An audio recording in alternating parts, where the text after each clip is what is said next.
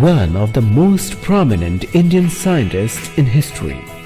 C.V. Raman was the first Indian person to win the Nobel Prize in Science for his illustrious 1930 discovery, now commonly known as Raman effect.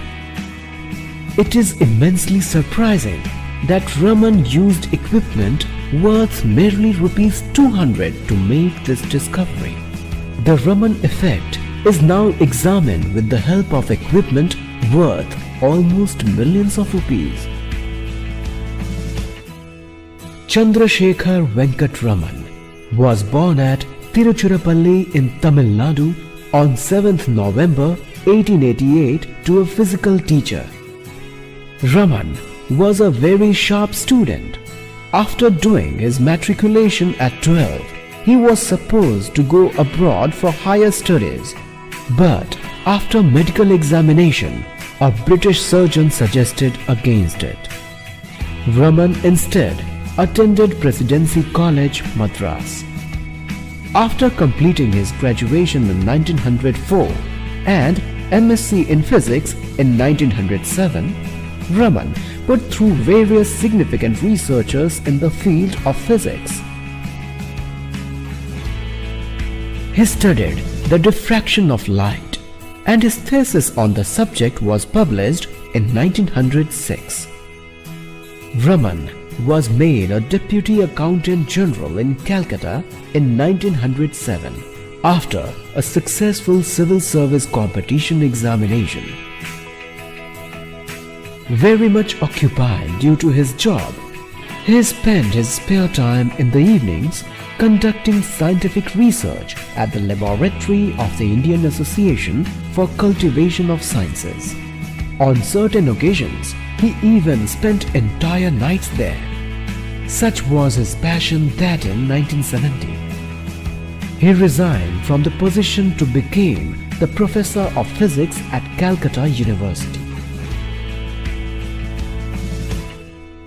On a sea voyage to Europe in 1921, Raman curiously noticed the blue color of the glaciers and the Mediterranean. He was passionate to discover the reason for the blue color. Once Raman returned to India, he performed many experiments regarding the scattering of light from water and transparent blocks of ice. According to the results, he established the scientific explanation for the blue color of seawater and sky. There is a captivating event that served as the inspiration for the discovery of the Raman effect. Raman was busy doing some work on a December evening in 1927 when his student K.S. Krishnan, who later became the director of the National Physical Laboratory, New Delhi, gave him the news that Professor Campton had won the Nobel Prize on scattering of X-rays. This led Raman to have some thoughts. He commented that if the Compton effect is applicable for X-rays, it must also be true for light. He carried out some experiments to establish his opinion. Raman employed monochromatic light for the mercury arc, which penetrated transparent materials and was allowed to fall on a spectrograph to record its spectrum. During this, Raman detected some new lines in the spectrum, which were later called Raman lines. After a few months, Raman put forward his discovery of Raman effect in a meeting of scientists at Bangalore on March 16, 1928, for which he won the Nobel Prize in Physics in 1930. The Raman effect is considered very significant in analyzing the molecular structure of chemical compounds. After a decade of its discovery, the structure of about 2,000 compounds had been studied.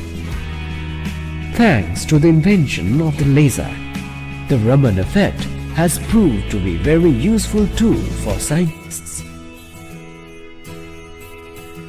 Some of Raman's other interests were the physiology of human vision, the optics of colloids, and the electrical and magnetic anisotropy. Sir C.V. Raman became the Fellow of the Royal Society of London in 1924. A year later, he set up Raman Research Institute near Bangalore, where he continued scientific research until his death, which was caused by a strong heart attack on 21 November 1970. His sincere advice to aspiring scientists was that scientific research needed independent thinking and hard work, not equipment.